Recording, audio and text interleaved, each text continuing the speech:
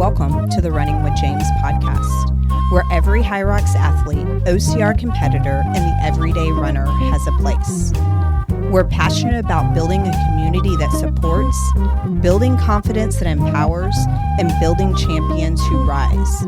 Together, we'll push limits and chase what moves us. Remember, when you change your mind, you change your life. Now here's your host, James Wyatt. And welcome back to another edition of Running with James. I am your host, James Wyatt. Guys, today we are excited because we are in the midst, in the throes, in the finales of the Performance Lab. Really wrapping this bad boy up. It's been a great journey thus far.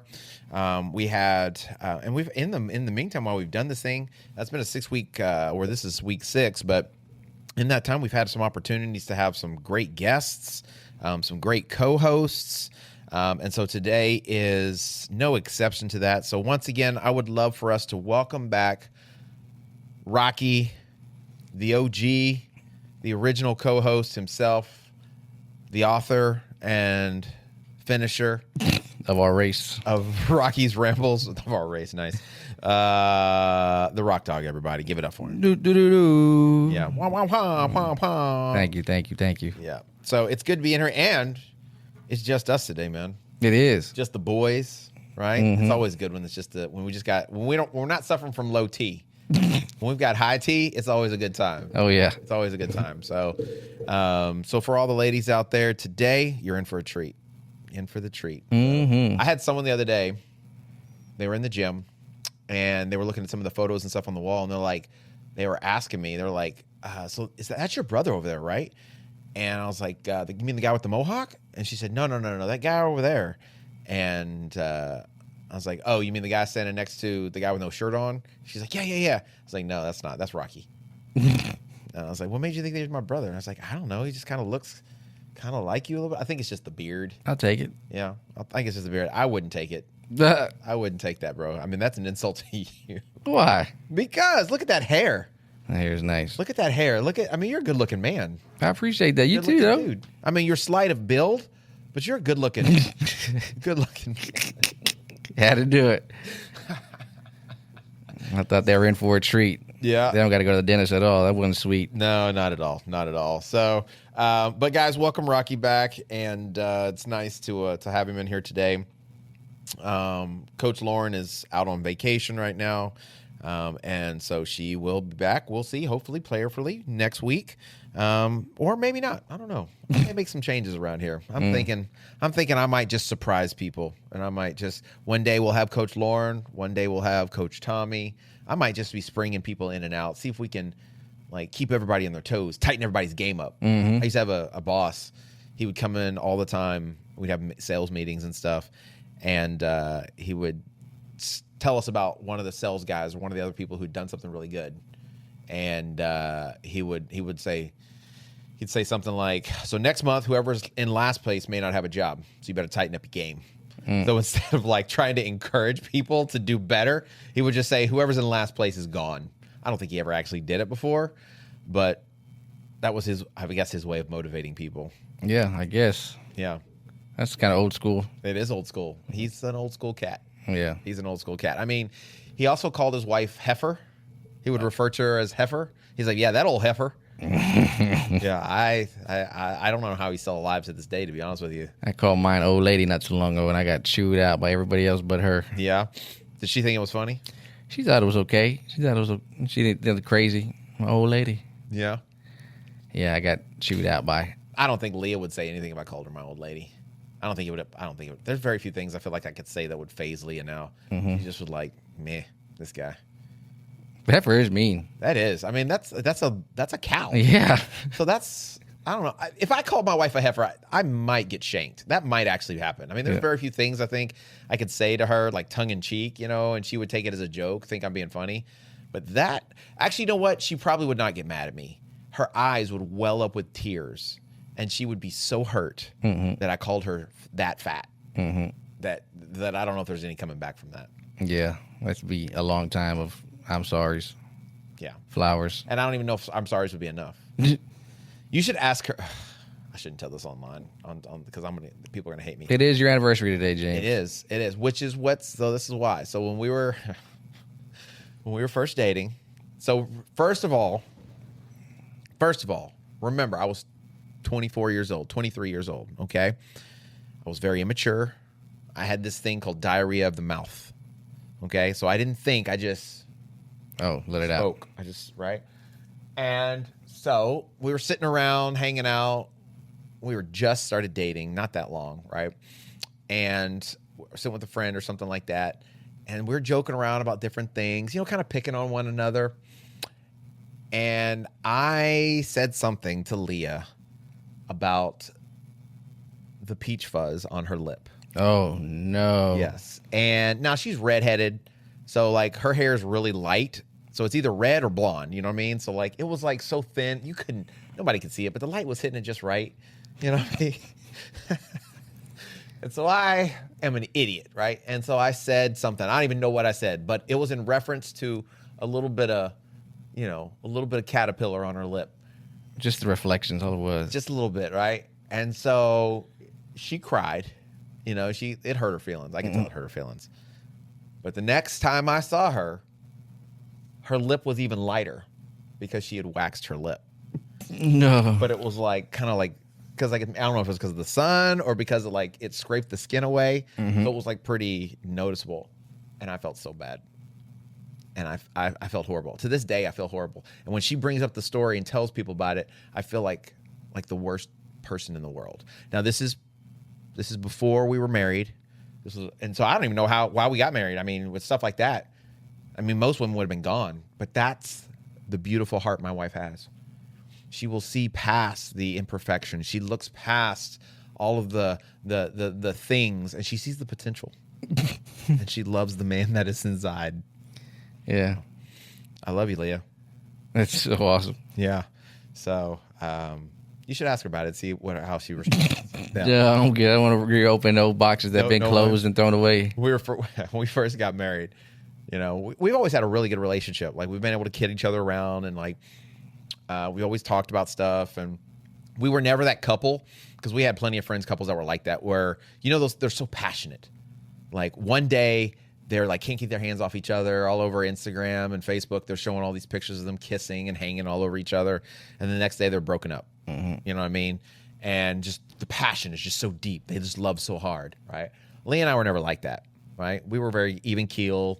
We loved each other. If we got mad, we tried to talk it out. She'd be mad with me for a little bit. We work it out, whatever. When we first got married, we just moved into our house, and something happened, and I started kind of picking at her, and I was just like she didn't want to talk. She didn't want to talk it out or what have you. And I was just constantly, because I was we can't go to bed angry. We can't do this, whatever. And so she's trying to get away from me, and I'm just following her into every room in the house, right? So she goes into the bathroom, and so I go to the bathroom right behind her, and she slams the door, and she's like, "You're being a blank hole," or whatever. And I stopped, because it took me by surprise. I've never heard her use any kind of foul language before, right? Mm-hmm. And I don't use foul language or anything like that. So I stopped, and I was like, "So is that how it's going to be?" I was like, "I'm going to be a blank hole. You're going to be a B, and we're just going to be a couple B's and A's up in this house yelling at each other like some clowns or something like that," right? And then she stopped and looked at me, and I looked at her, and we just started cracking up laughing, because curse words coming out of my mouth sounded completely ridiculous, right? And so we were both laughing, and I looked at her, and I was like, "I'm sorry." And she's like, "I'm sorry." And we promised we would never call each other names, and we wouldn't do that kind of stuff anymore. And I would do my best not to pick at her too much, right? But that was one of our first big ones, fights, interactions, and it basically ended in laughter. Mm-hmm. So I think that's so important in relationships. So I think for us, that's one of the things that's really helped us, is that we can kind of laugh off things, and we can kind of work through them. Yeah, I'm not there yet. No? You still pick? Oh, I pick all day. Yeah. I mean, I think you're worse than I was. I honestly do. I think because at sometimes I was actually able to realize I've gone too far. Mm-hmm. Right? I don't think you ever realize where too far is. No, so I didn't pick on her yesterday, but when I came home after our meeting we had here, I was like, let me. I got some lotion. Like, hey, let me massage your feet. And she was so scared. Like, what are you gonna do? What's wrong? I was like, I actually just want to be loving. I want to massage. Nice, your feet. Yeah. I was like, you had to put her to bed by yourself. You gave her to bed by yourself. Like, let me show you. I see you and I love you. That's acts like of service. The boy who cried wolf. Well, her acts of service is her love language. And so she was whole time. She was like, you're gonna do something.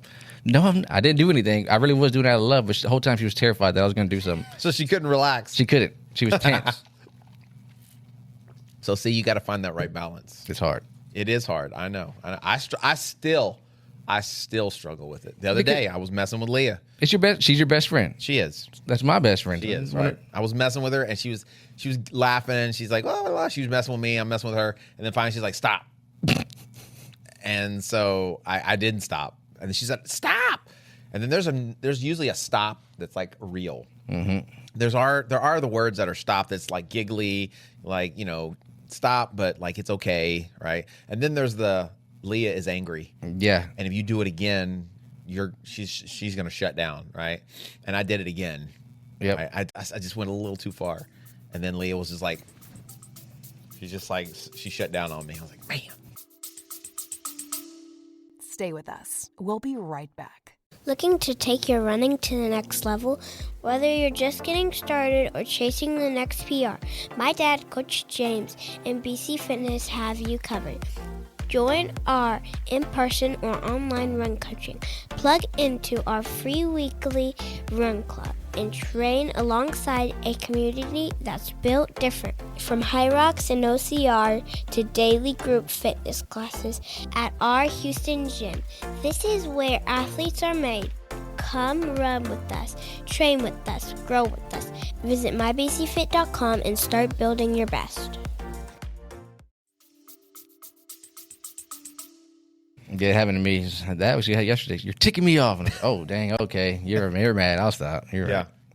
So the trick, I guess, is to get to, if you're going to do it, learn where the line is and learn to stop maybe 2 steps before the line. That way it stays nice and easy and breezy. Mm-hmm. Don't see, our problem is we try to get too close to the line. Sean makes it the Hall of Fame. Yeah. The greatest never stopped. They always went right past it. They always go past it. Yeah. That's how people get in the grave as well. Breaking records. Breaking records is right. There's plenty of jet pilots that were trying to break the sound barrier that are no longer with us. So, yeah. Speaking of which, we have been talking about the Performance Lab. We've been talking about athletes, about how to take that next step, how to train like an athlete, how to recover like an athlete. And so, we talked last week about hitting plateaus and how to get over those.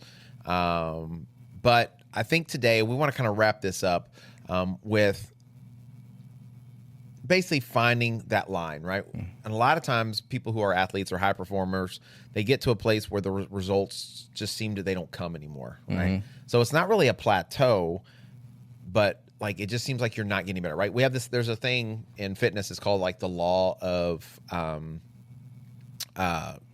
diminishing returns, right? Yep. So in other words, when you first start running or doing whatever, you start seeing these big results, right? You lose weight really quick, it seems like. You get big PRs, you take an hour off your marathon, you take 20 minutes off your half marathon, whatever. But then at some point, there becomes this line where it's like, I'm doing more work to get less in return, right? And that's that law of diminishing returns, because you're starting to reach the upper level of your capability. And so to take those next steps, you have to do so much more work to get the adaptations or what have you that your body needs to really prevail, right? Mm-hmm. And so, as we're kind of wrapping up this Performance Lab, we want to explore one of the most challenging aspects of becoming a high-performing athlete, and that's truly, honestly, just trusting the process. Mm-hmm. Like, no matter where you have it, at some point in time, you're going to get to a place where you don't feel like you're getting the same big results you used to get. Right? Yeah. I mean, you could probably attest to that, right? You had races before where you like made big improvements, and then you probably had races as well where I was like barely 30 seconds, if anything, just right there. Right. So one of the things I always encourage my people is a PR Is a PR. Is a PR. I don't care if you are 10 minutes faster or 10 seconds faster or 1 second faster. If you are faster than the last time, that's a PR. You got to celebrate it. You got to realize that that improvements are improvements no matter what they are, right? So, every athlete's going to experience different times or seasons where they're putting in work but not necessarily seeing the immediate results, right?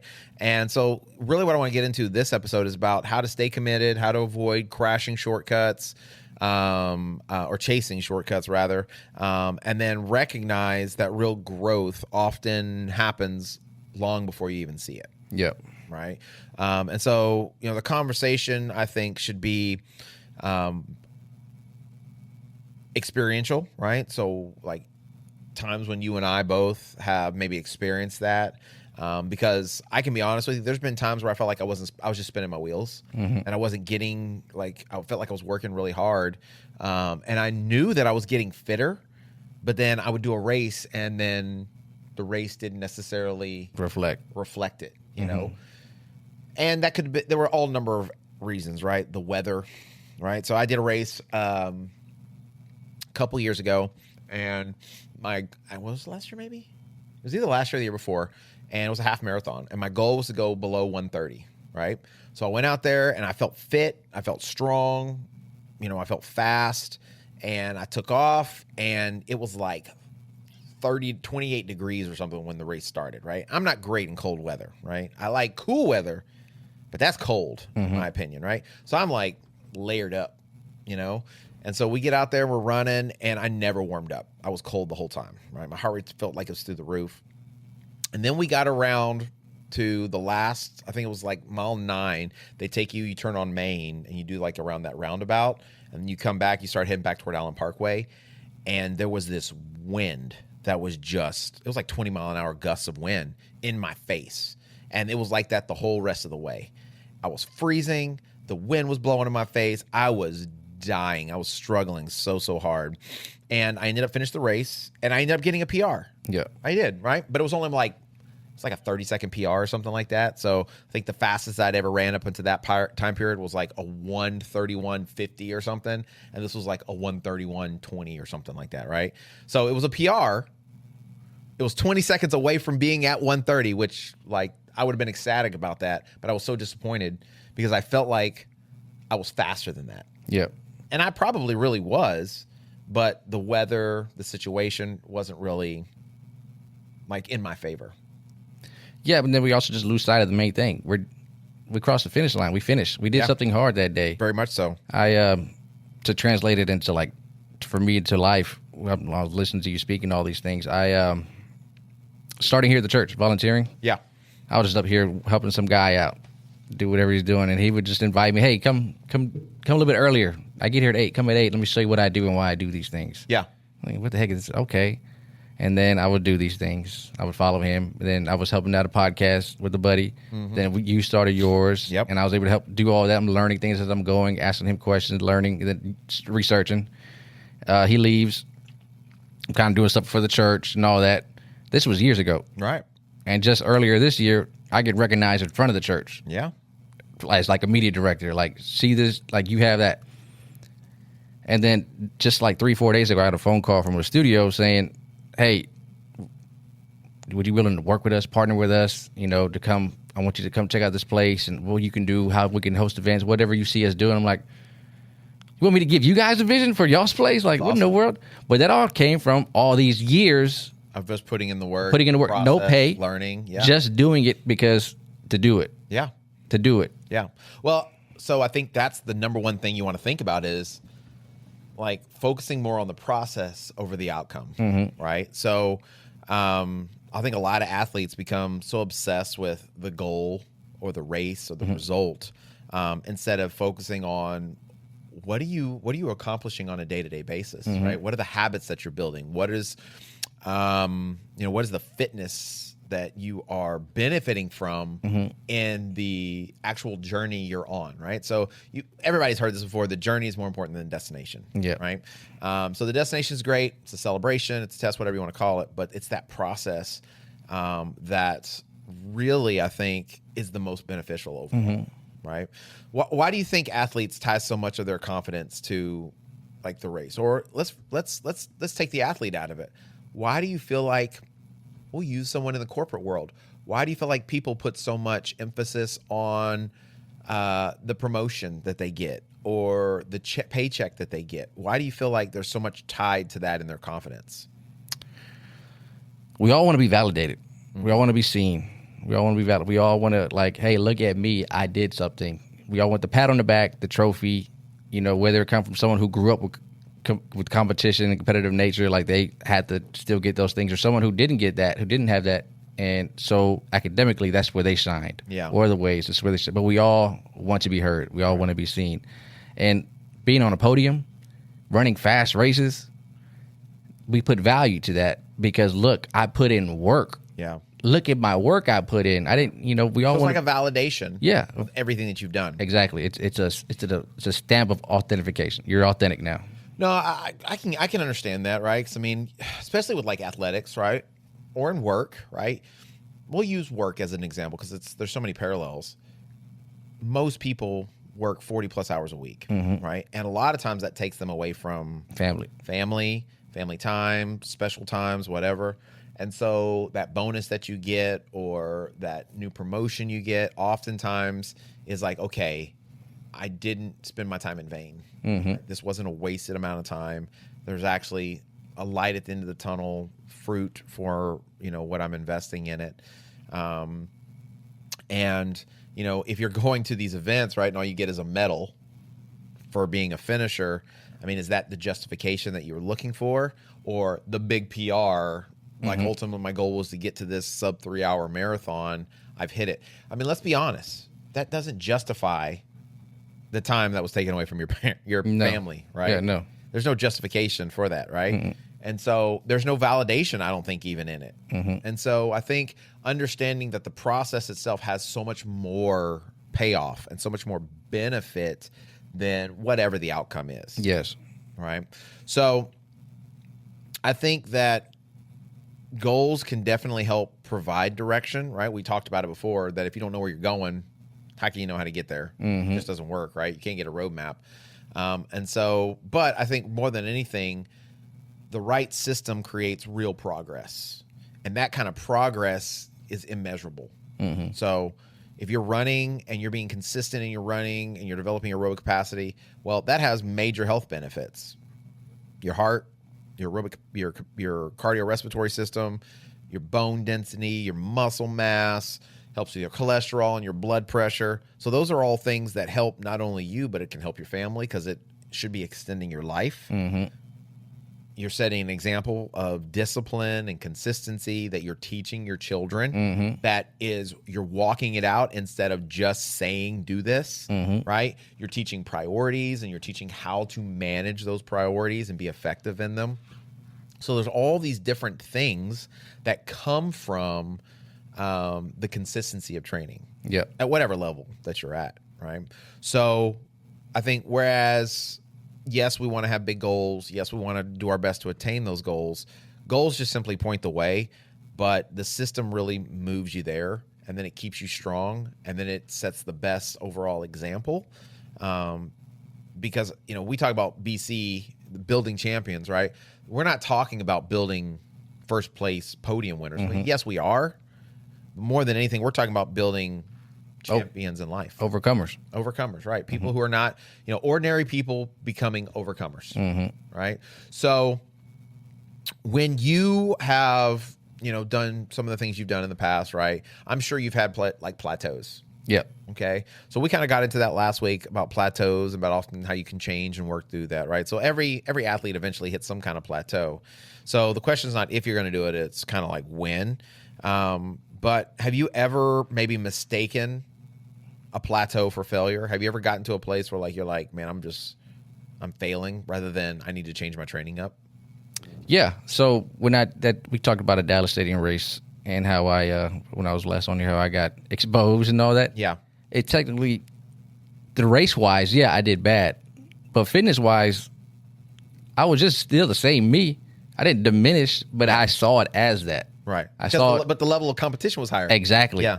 So I didn't. it's just the level of competition changed. My ranking on the scale was lower. Yeah. But that's because it was an outlier, whole different group that I was in. I was with the elite of the elites. And so I saw it as a failure. I saw it as maybe I'm not enough. Maybe this is I mentally plateaued as well. It's not only just the physically, like I mentally plateaued. And there could have been a breakthrough. There was a next season coming, but I chose to, this is it. This is where I peak. This is where I stop. I put a cap on myself. And that's what we do. We put limits on ourselves before we even had the breakthrough. Well, it's interesting you said that because basically what that comes down to is comparison. Yep. You are utilizing comparison as you're measuring for your success or for your improvement. Want to be validated. Right? Because you wanted to be validated. And so, here's one of the things I find super interesting and very challenging as a coach.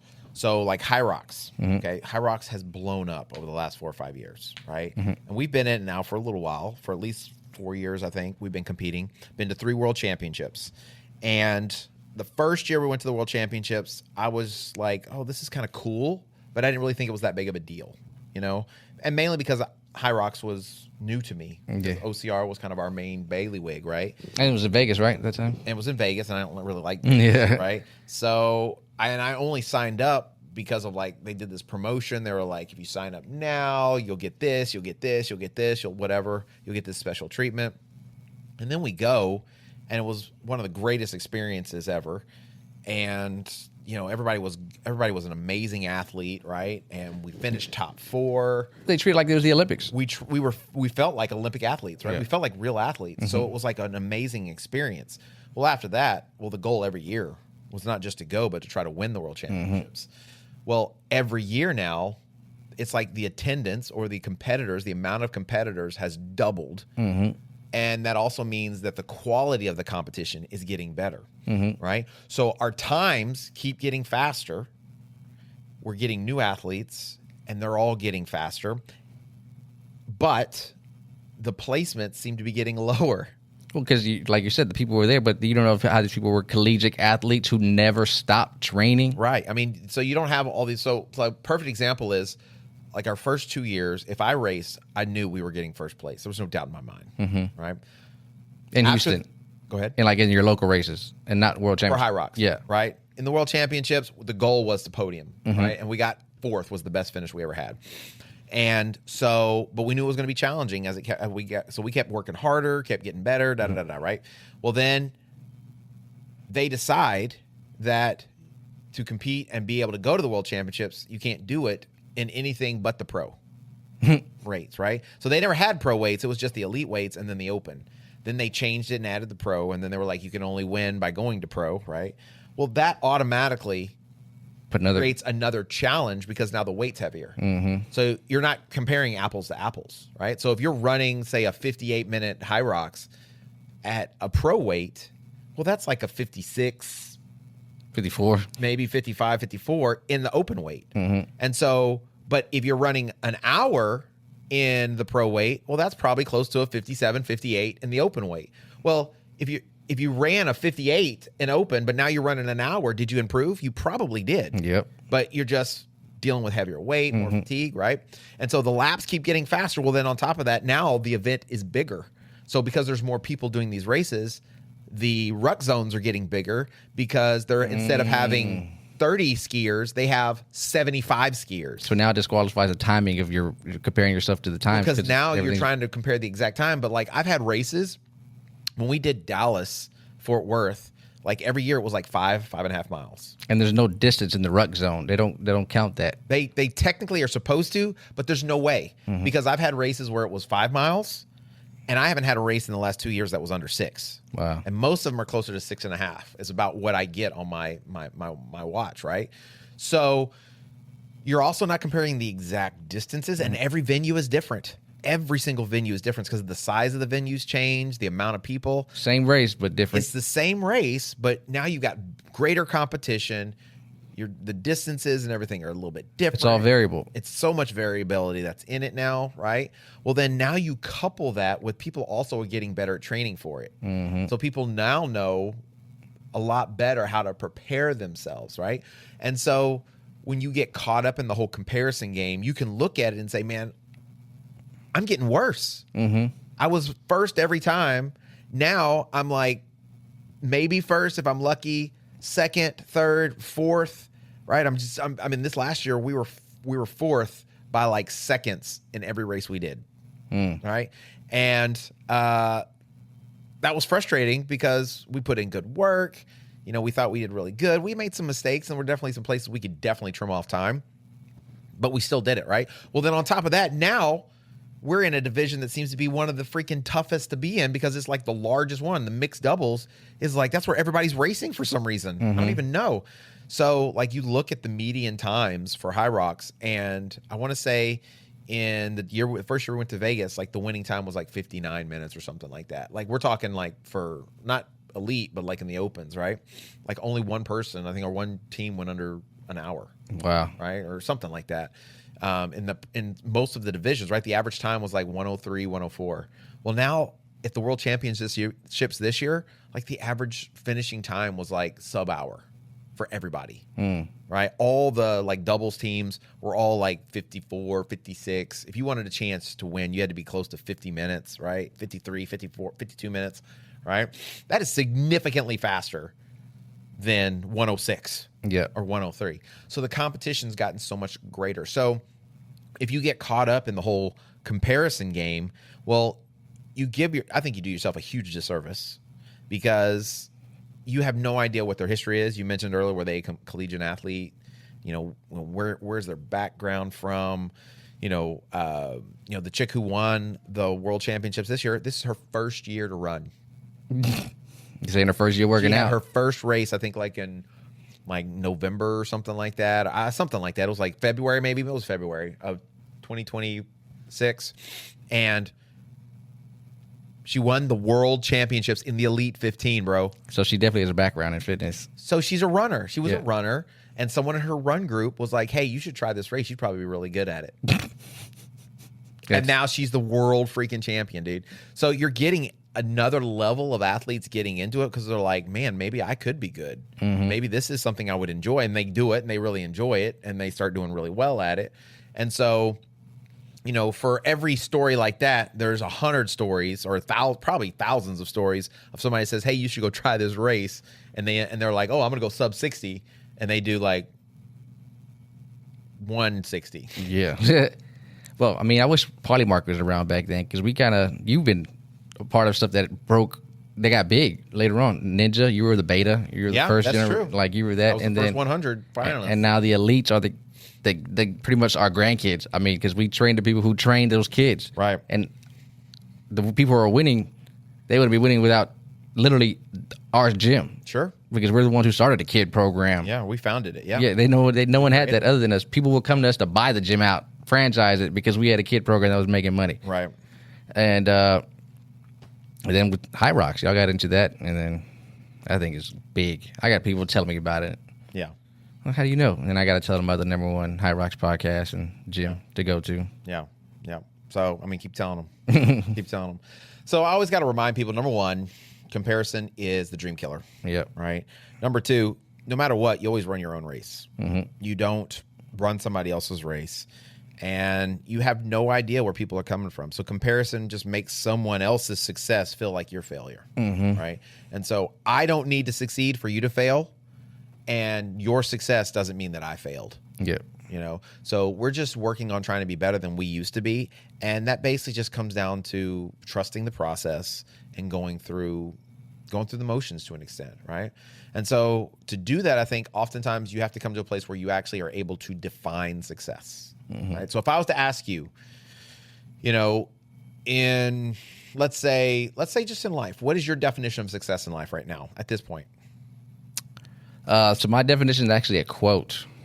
Okay. Because I have it actually on my wall. I'm going to give me like 2 seconds. I know the guy's name and everything. I just don't want to misquote him because I have this thing posted up on my wall, and I've had it for a few years now, and this thing has kind of like helped me out. This guy has said, success is the doing, not the getting. It lives in the trying, not solely the triumph. It is a personal standard of reaching for the highest that is within you. Okay. Because to me, before I read this, and really process success was, I don't want to say money, but it was how people thought of me. Okay. They think highly, like, oh, this dude didn't waste his life like we all thought. Was it like that? It was what other people thought of me was my success. And that's where we get caught up in, like, I need to have this podium. That's why I put so much value in all these things, because I need to show people. Yeah. But success is the doing, not the getting. It lives in the trying, not solely the triumph. It's the personal standard of reaching for the highest that is within you. I like that. I really like that. So it's higher than a podium, right? It's higher than a salary. It's higher than a title. Yep. Right? It's what is the best that you can give. And I think what's interesting is that changes over the time. Yep. Because the more consistent you are, the more work you put in, your best becomes better. Right? So we have a saying in the gym. It's rule number 6, never give up. You do your best until you can do better. Then do that. Yeah. Right? So as long as we're moving forward, as long as we're constantly challenging ourselves, progressive overload, we're building volume and changing intensity, things like that, you are going to get better. The fitness is going to come. The strength is going to come. The confidence should be coming as well. And so what is your best today may pale in comparison to what your best is a year from now or 2 years from now or 3 years from now. But how do you tell someone when they're getting all worked up because they've hit this plateau and it's like, well, I need a new coach. Yeah. I need to go somewhere else. You don't have the equipment I need. Yeah. This place doesn't have what I need because I want to be there. Yeah. I need to go to that place where everyone else is going. How do you talk to that person? Well, I think first of all, you don't get there because in the process of training and stuff like that, you're constantly progressing. And if they're listening, they should be getting better. Right? I feel like that conversation would only happen if they're coming in and they're not getting the results that they're expecting. Fast enough? They're exactly right. Fast enough, and they're comparing themselves to other people.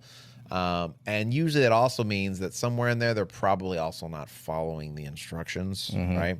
So, like, that is not really ever happened in my experience to me. Have I had people that went to other places? Most of the times because they move away, right? They do something dumb like leave me. Their husband wants to leave or their wife gets a job somewhere, right? So, which is ridiculous. They should never do that. But even then, a lot of times it's like we do online training after the fact, right? But you know, I've had maybe 3 people that's something even similar to that has ever happened, and it usually happens really early.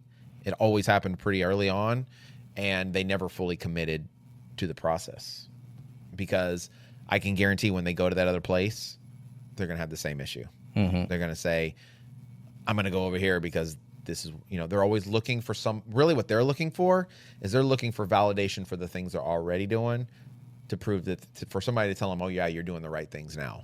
Well, did you ever like have an issue of Sunday Fun Day's free workout? Yep.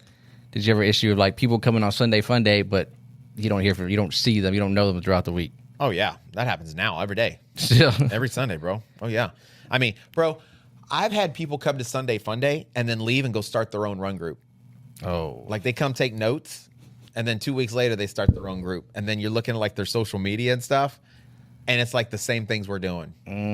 Right? I see people all the undercovers. time. Like stretches and drills are not like proprietary to anybody. Everybody should be doing drills. Everybody should be doing stretches. But I have a very specific routine that I do. I know it to this day, memorized. Right? Very specific, you know? And some of them are like a little like proprietary, like it's my thing. And I'll see people online doing the whole routine. In order. Not even in order. Not even out of order, but in order. My people at the gym don't even do it in order, right? I'll see people, I'll run, and I'll see a group of people doing it.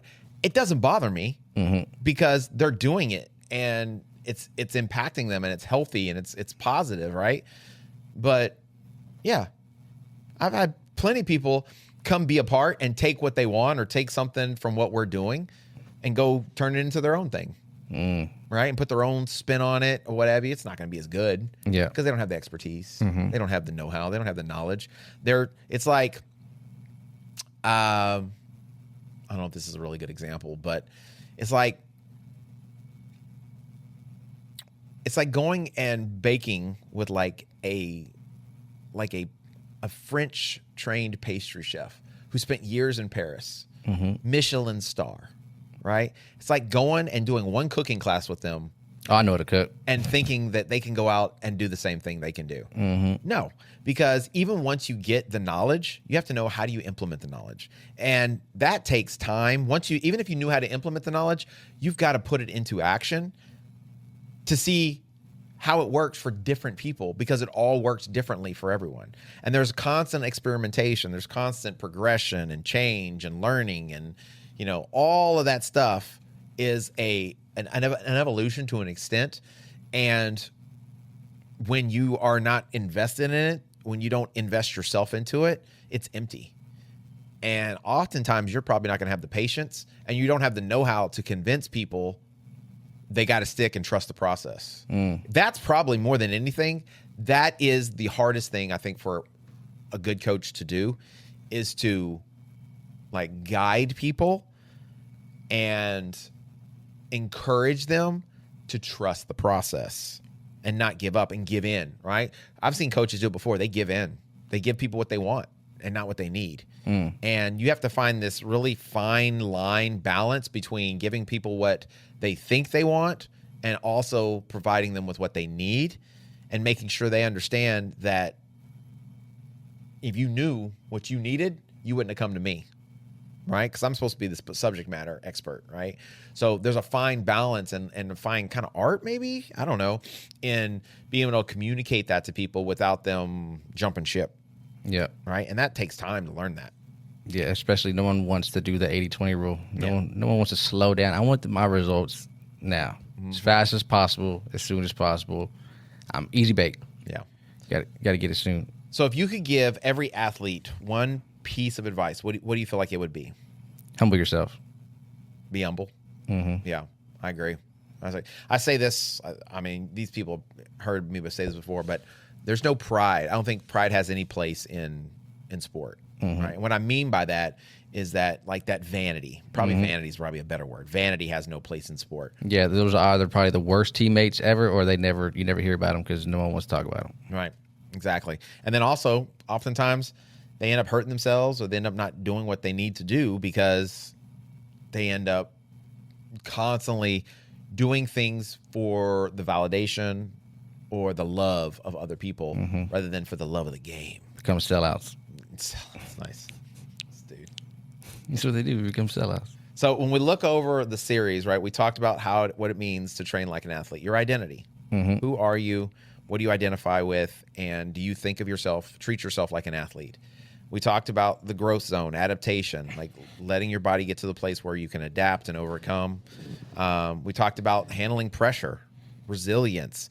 Coal turns into diamonds. We've talked about having the right people behind you and how important that is, that community and that support structure to help you progress. We've talked about overcoming the plateaus and, learning how to adapt and overcome and how to change things up, work through the injuries, work through the struggles and the challenges and the obstacles. And I think that, none of these are really isolated topics. They're all connected. And you can't really trust the process without first embracing the identity of an athlete.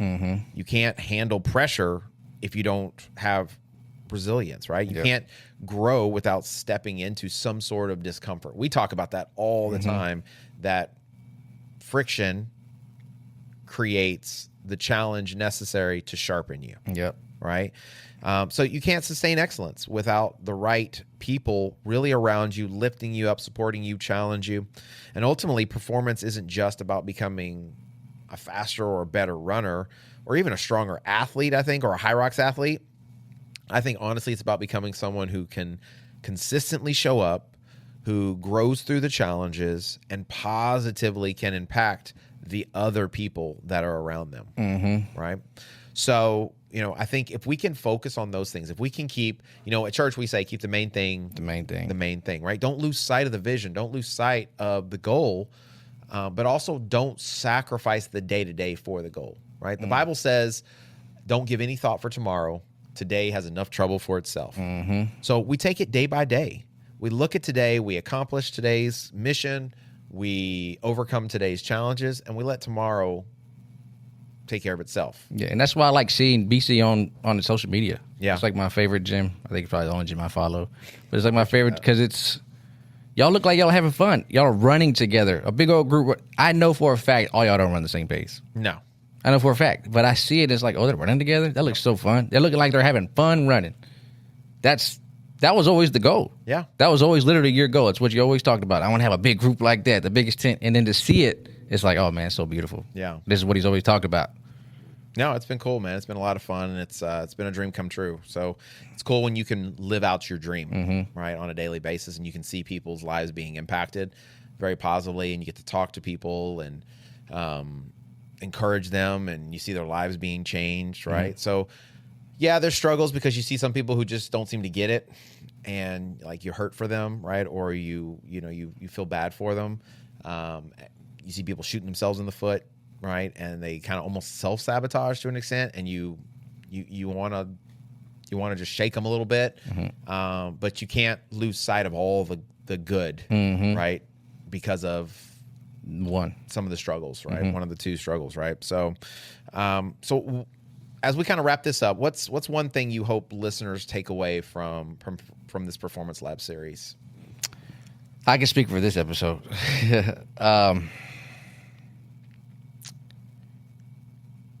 To become an overcomer, to stay resilient, the process, it's ugly. It's sometimes you don't even know if you're going in the right direction. Sure. But it's one step at a time. Like you said, one day at a time. Trust it. The roots grow in the darkness. The seed has to get planted. Be a seed. Sometimes you got to go deeper in the darkness because when the time comes, if a hurricane comes, you will not get tossed around. You won't get pushed over because you're planted. Yeah. You want that foundation. Yep, you got to be planted. You can't be. There's a parable of the sower. You got to get good soil around you and be planted in it. Yeah, that's good. Yeah, I would say that for me, if the last few weeks or last 6 weeks or so have taught me anything, or hopefully have taught people anything, I would hope they would take away that the fastest path to growth isn't just chasing quick results, but it's committing to the entire process. Yep. And if anything's lacking, go back and review and say, where have I faltered from committing to the full process? And often that's where you can see where your growth has been stunted. Right? So, so as we wrap this up, you have a classic Rocky's Rambles today. I know every time you come on, people are like, they're excited to get it. Yeah, they probably when they cut it off. No, not at all. I slept at 2:00 last night in the morning, and I wrote one last night, but then this morning I wrote one. But I'm going to go with one I wrote last night. Okay. Because you were a little senile. I was, and I haven't reread it since I've woken up. Yeah, I wrote it at 1. Look at the time on that. I believe you. It says 12:34. Well, that's the time I wrote on there, but the very top says 1:09 a.m. is when I finished. Okay. It took me a little while. Okay. Because I was trying to go to bed and I have a new thought. I was like, I got to put that in. That's a bar. So I started writing this at 12:34 midnight. The title of the ramble is "Stop Lying to Yourself." Okay. I wrote that without knowing where I was going, so mind you, from early in the morning. And so 2 weeks, we're doing every Wednesday night here. We're doing rooms 238. So in 2 weeks, I'm speaking over chapters 5 and 6 in the Book of Acts. I'm very nervous. Okay. So I've been reading more and more. And when I first, I'm going somewhere with this. When I was upset when I found out that this was the chapters I had because I knew the story. I didn't really understand it or even like the story that starts off in chapter 5. Without giving it too much detail, a couple sells their house. They pocket some money and they give the rest to the church. But they said they gave it all to the church. They lied. And and what happened? They get caught. They drop dead. They drop dead. Now, the original skeptic in me for years saw this as a man-written book that was preaching to give me all your money, and if you don't, you'll die. That's what I originally read. For sure. But since I'm speaking on this, I'm reading the chapters before. I'm getting more context. I've been doing the podcast with you, so I'm more, more tuned, I guess. I don't know. And so these people were doing what James, you told me you got called out for, that you got called for capping. Yeah, you're capping. Someone did say I was capping, and I didn't know what that meant. He was not correct, but I did get called for that. Yeah. So they were capping. And in the chapter before, a man sold and gave all his stuff to the church. And he got, basically what I'm getting at is this man trained day in, day out, early morning when no one was watching. So when the race came, of course, he podiumed. And when he posted it, he got a lot of likes and he got a lot of motion. A lot of love, yep. Mm-hmm. So these people saw that post. They saw it. They saw the motion and they wanted that. So what did they do? What did they do, James? The lady got her body done. She don't live in California, but now she's always posting Silicon Valley. Picking up, putting down. She put on the fake lashes. She got the lips injected. She dyed her hair. Her man, the dude got his abs done like Drake did. No snap. Allegedly. He wears glasses that aren't even prescription because he thinks it makes him look smarter. He dyed his hair. He injected things into his butt. And they started taking shortcuts. But when the race came, they didn't get no podium. They were arguing with the judges about getting no rep on the wall balls and getting called back on burpees. So basically what I'm trying to say is you can lie to everybody and their mama. Don't do that. But really, you got to stop lying to yourself. Oh, that's good. Get your head right. Get a run coach. But stop lying to yourself. And if you're listening to this podcast, if you listen to this and you're a fan of the podcast, I'm not talking about you. You know who I'm talking to. Don't send it to them, but in your head, think of ways that you can. And I don't know where I was going to go, but I was at 1 o'clock. But yeah, don't lie to yourself kind of goes with the don't lie to you. Don't try to trust the process. Don't try to rush to it. Don't want fake valor. Except for the flailing at the end you just did. Yes. That might be one of the best rambles you've ever given. That Really? wasn't actually even a ramble. That was like very well thought out and considerate. And that was good. That had a good direction, had plan. I should have had ChatGPT rewrite it for me. That was really good. You turned it into a ramble at the end though. Yeah, it was 1 o'clock in the morning. Good. That was good. Mm-hmm. So hey, I'll take that. Thank you. that's a hand clap. I'm sure you guys, if you didn't get anything out of it, I did. I like that. That was good. Well, guys, thank you so much for coming in. Rocky, thank you for being here with us today, filling for having me. Being a great co-host as usual. And I want to thank all the people that support us. We have an amazing group of people that are part of our community. If you are not following us on YouTube, if you're not subscribed to the channel, you have got to start subscribing to the channel. More than 90% of the people that watch our videos or watch the podcast online do not subscribe to the channel. What is wrong with you people? You got to stop acting like a bunch of clowns that don't commit. So please, if you will, subscribe to the channel. It helps us out so very, very, very much. And if you want to be more engaged, if you want to get more information, if you want to get more content, you can become a Patreon member. We have a great Patreon community. We just recorded a new Coach's Corner. The Coach's Corner has probably been one of my favorite series that we have done to date, and it's only available on the Patreon. So you can just simply go to patreon.com/runningwithjames to become a member. You can join for free. You can also become a paid subscriber with as cheap as $1 to get that extra content. And if you're free, even if you're just a free member, you can still get at least one episode free every single month. But then at the end of the year, there's all kinds of great little things we throw in. You get discounts on merch. You get discounts on run coaching. We also will sometimes surprise you guys with little swag things for our platinum level members. And so we just want to say for everybody that supported us so far, thank you so very much. We have some great members right now. And I actually want to give a shout out to some of our newer members right now that have come in to join us. I want to say thank you for Anna. Anna is one of our newer members. She is amazing and is awesome. Mike, thank you for being a big member. Courtney, she's been great. Also, Macy, thank you for joining us. Thank you for being a part. Christina is one of our new members. Dee, she also has joined. So Larry has been a long-standing member of the Patreon, one of our original Patreon members.